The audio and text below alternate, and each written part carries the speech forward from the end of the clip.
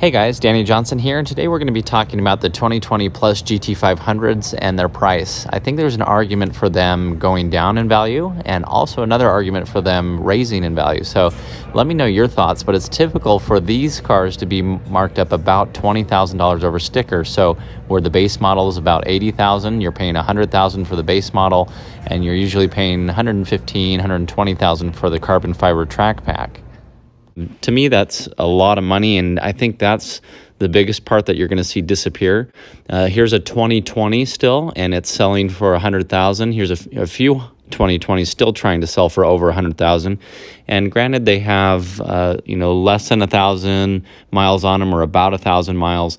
But I think the biggest factor that people will start to see is that the cars from 2020 will soon be out of warranty. So the car comes with a 3-year, 36,000 mile basic warranty and then a 5-year, 60,000 mile powertrain warranty. I think that's going to make a huge impact on it, because that's something that I was thinking about when I was looking at a 2020 back in 2021, is I thought, wow, this car is already 1 year into its warranty, even though it doesn't have many miles on it. And so at that point I thought, why am I going to pay $20,000 over sticker for one that's a year old when I can go get another one for the same price that has its full warranty? And just some of the things that I look for, and being a used car, I ask if it has the little supercharger model the car came with, or the window sticker, and both times they haven't had it. And if you look at this one, I just noticed it's actually missing the plaque for the engine build. So I think the first 2020s are going to be hitting that cutoff where they're not going to be under warranty anymore with the dual clutch transmission.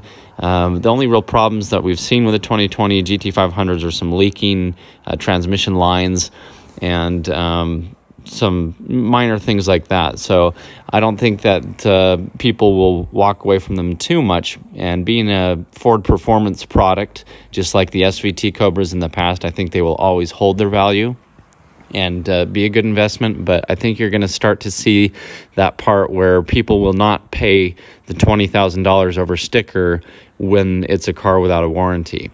So one of the things I was thinking about as I was looking at a 2020 is, well, I can make the same decision that I'm making now in 2021, 2022, and even 2023, buying a car that's a year old. And so that's why I decided to stop and give it a little bit more time.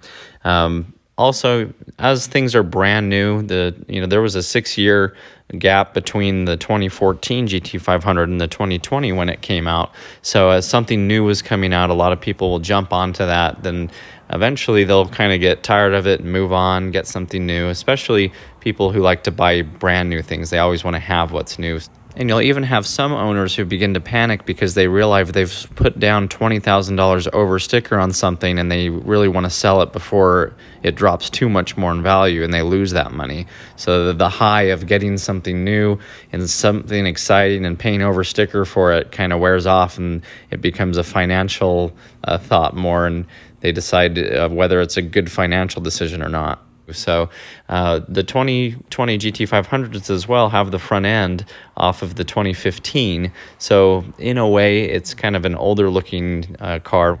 And the S650 should be out in 2024, so you have a newer body style that a lot of people might be going to. Now, they most likely will not have a GT500 in 2024. It takes a few years for Ford Performance to get in and make the upgraded model, and who knows what it'll come with, maybe a hybrid of being partially electric. There's all kinds of thoughts of what it could be. But it will be a new body style that some people may flock to, and maybe others will like the older one, especially if they change and don't keep the V8 in the future. We see Dodge is discontinuing the Hellcat. However, Ford is going strong. They're going to do the Raptor R. That's a supercharged V8 for 2023. So we'll probably see 2023 is the last year for the GT500s for now. And it just depends on what's going to come in the future and how long that gap's going to be. And they might have prices for these 2020 to 2023 GT500s stay high just because there's not a replacement. However, will people continue to pay $20,000 over sticker? I think we're going to come to that point where people will at least say, I'm going to give you a sticker for a car that's 3 or 4 years old and no more. So I think you're going to see at least a $20,000 drop on them. but it's all going to be relative as well. Now, on the other hand, like the Ford GT supercar, we saw their prices actually skyrocket because they stopped making them. And so that is something that could happen as well if there is no future GT500, or the one that's coming out is so far in the future, the prices of the current ones, it may be a supply and demand thing, and maybe they actually will go up in price or maintain their value. So it's hard to tell with shortages and everything that we've seen. People are used to paying for markups, and we've seen what it does with supply and demand. Now, this one was a good example because it had some miles on it. It was 20,000 miles, selling for about $88,000. So it's still technically over sticker, but most of that markup is gone just because of the age and the mileage. And so it makes you wonder what happens when they start getting 40, 50,000 miles on them. Those cars will probably depreciate quite a bit, and maybe the ones that still have about 1,000 on them will still be asking premiums.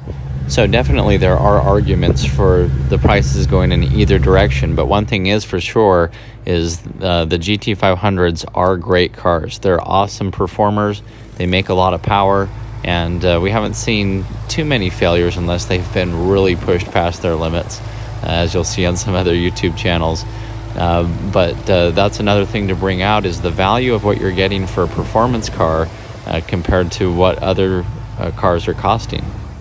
And one of these case in points is the Porsche GT3 RS. So this car runs almost identical track times, at least at Chuckwalla Raceway.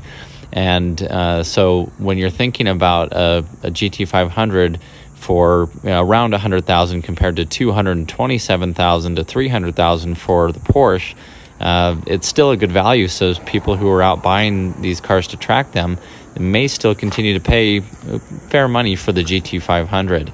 So going back to a supply and demand thing, maybe the GT500s will continue to hold a strong value, as they're pretty much the fastest Mustang that's ever been produced at this point. And so until the replacement comes out, that's not going to change. It's only going to be harder to find. So anyway, this is just a few of my thoughts. I can see the values going in either direction. We have on one hand huge markups that some people might just say, hey, you got it brand new and you enjoyed it when it was new, so you paid for the markup and I'm not going to pay for a markup.